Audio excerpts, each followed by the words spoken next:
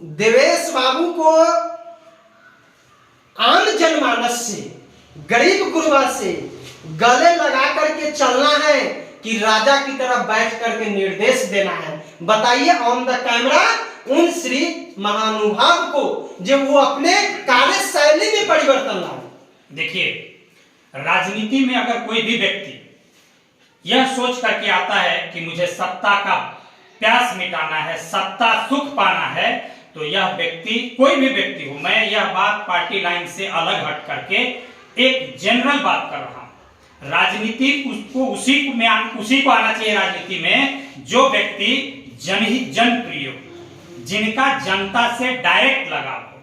अगर कोई व्यक्ति इस मंशा से आता है कि सत्ता में आकर के पावर का दुरुपयोग करेंगे, तो मुझे लगता है कि एक बार अगर धोखे से वो बन भी गए तो दोबारा उनको जीवन में मौका नहीं मिलेगा। इसलिए आपने बताया कि वो सब गद्दी पे बैठे रहते हैं, वहीं से लोगों से मिलते हैं जुलते हैं। अगर ये बात सच है तो मैं व्यक्तिगत रूप से उनको सलाह देना चाहता हूँ कि यह राजनीति के लिए, जबकि वो खुद अनुभवी हैं, काफी अनुभवी हैं, वो विधानसभा के अध्यक्ष भी रहे हैं, तो काफी अनुभव है राजनीति में। मुझे लगता है कि वो इस कार्यशैली में जरूर चेंज करेंगे, निश्चित रूप से परिवर्तन करेंगे। अन्यथा जनता बहुत जागरूक है, जनता बहुत समझदार भी है। जनता को कभी बेवकूफ समझना राजनीति में उस व्यक्ति की सबसे बड़ी मूर्खता है। एक तरफ आप हिंदुत्व की बात करते हैं और वही आपके समुदाय से आने वाले देवेश चंद्र ठाकुर जी मुसलमान भाइयों के गले में गले लगा करके चलते हैं। इस पर आप क्या प्रतिक्रिया व्यक्त करेंगे? मैंने क्या वोट की राजनीति है? मैंने यह कभी नहीं कहा कि मुसलमान भारत का नागरिक नहीं है, लेकिन हाँ, जो व्यक्ति जिसको भारत से प्यार नहीं है, उसको भारत में रहने का अधिकार भी नहीं है। यह बात मैं आज भी कह रहा हूं, कल भी कहा था और आगे भी कहूंगा, क्योंकि ये भारत को बनाने के लिए कोई एक व्यक्ति संघर्ष करे और बिगाड़ने के लिए विशेष समुदाय इसको तोड़ने का राजनीति करे, ये भारत की जमीन पे कभी बर्दाश्त नहीं होगा। हमारा ग्राउंड रिपोर्टिंग कर रहा है, देवेश बाबू जैसा सांसद नहीं चाहिए, रितेश कुमार, प्रोफेसर रितेश कुमार मिश्रा जैसा एक्साइटमेंट वाला सांसद चाहिए। देखिए, आप लोगों का आशीर्वाद, प्यार, प्रेम, ये सब हमें हिम्मत देता है और ये राष्ट्र भावना मेरे रगों रगों में है। मुझे राजनीति में आना या ना आना ये मेरा कोई लक्ष्य नहीं है, लेकिन भारत तरक्की करे, भारत को विश्व गुरु बनाना है, भारत पूरी दुनिया को शिक्षा, स्वास्थ्य, योग में दर्शन दे, दिशा दिखाए। भारत जो हमारा भारत था, प्राचीन भारत, उस भारत के खोए हुए गौरव को पुनर्स्थापित करने का जो लक्ष्य प्रधानमंत्री जी अपने हाथों में लेकर के, ध्वजा लेकर के निकले हैं, मैं उनका सिपाही होकर के उनका पल पल पे साथ दूंगा। यह है हमारा उद्देश्य। राजनीति में आना मेरा कोई उद्देश्य नहीं। आप तो लोकसभा के टिकट लेने के लिए बंगाल से लगभग ₹1.5 करोड़ आप खर्चा कर चुके, क्या कमी रह गई जो आपको सांसद का टिकट नहीं मिला?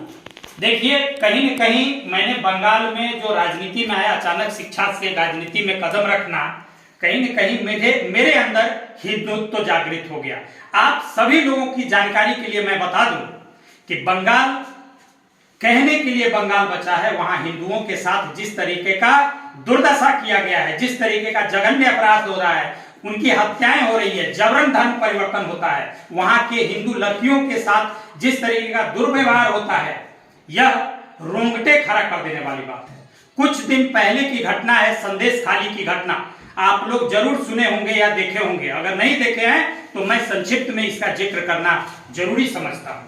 संदेश खाली में जहांगीर शेख नाम का टीएमसी सुंदर लड़कियों को उठाता था और भाजपा टीएमसी के पार्टी कार्यालय में रात भर उसके साथ दुष्कर्म किया जाता था और सुबह छोड़ा। यह घटना एक दिन का नहीं है, बल्कि 13 वर्षों से लगातार चला जा रहा है और उन गरीब लोगों का जो जमीन था उसको भी हड़पा गया है। यह घटना, संदेश खाली की घटना, एकमात्र घटना नहीं है, ऐसी हजारों घटनाएं वहां है। बंगाल में जब चुनाव हुआ था, चाहे वो लोकसभा चुनाव हो या विधानसभा चुनाव हो, चुनाव बाद भाजपा के हजार कार्यकर्ता घर छोड़ करके आज भी पलायन, उनका घर हड़प लिया गया, उनका जमीन जायदाद हड़प लिया। क्या मैं भारत में रहता हूं या पाकिस्तान में रहता हूं? ये स्थिति पश्चिम बंगाल की बनी हुई है। इस पे विपक्ष का एक शब्द भी आपने सुना नहीं होगा। इसके तो लिए उसका भी नेतृत्व तो ब्राह्मण ही कर रही है दीदी। देखिए, मैं व्यक्तिगत बात रख रहा हूं, मेरा कोई जातिगत नहीं है, मैं किसी भी जाति से मेरा कोई लेना देना नहीं है। मेरे लिए सभी हिंदू हैं। हिंदू में जातियों में बांट करके हिंदुओं को कमजोर करने का जो षड्यंत्र कांग्रेस ने वर्षों से चलाया है, मैं उसके विरुद्ध में हूं और मैं सभी हिंदू भाइयों को गले लगाता हूं, प्यार करता हूं, चाहे मैं उसका सर्टिफिकेट नहीं देखने जाता हूं, आप किस जाति से हो, क्या हो, नहीं हो। आपके अंदर राष्ट्रवाद है, आपके अंदर भारत से प्रेम है, तो आप हमारे अपने हो, आप हमारे भाई हो, आप मेरे बंधु हो, आपसे मेरा मैत्री संबंध रहेगा। यह है मेरी, यह व्यक्ति टू व्यक्ति चेंज होता है। मैं अपनी भावना को आपके सामने रखा और भारत तरक्की तभी करेगा जब भारत को अपना भारत माता बोलने के लिए जो हिम्मत और अपनी जज्बा लेकर के सामने आएगा। आप देखिए, उस जिसने हिंदुओं की लड़कियों को जबरन टीएमसी के कार्यालय पहुंचा करके दुष्कर्म किया करते थे, उन विधायक को अंतिम परिणाम क्या मिला? अंतिम परिणाम यही है कि वो अभी सीबीआई के कस्टडी में है और उस पे सघन जांच चल रही है। मुझे लगता है कि जितने भी बड़े ओहदे पे बैठे हुए टीएमसी के नेता हैं, वो सभी के सभी एक न एक दिन गिरफ्त में आएंगे।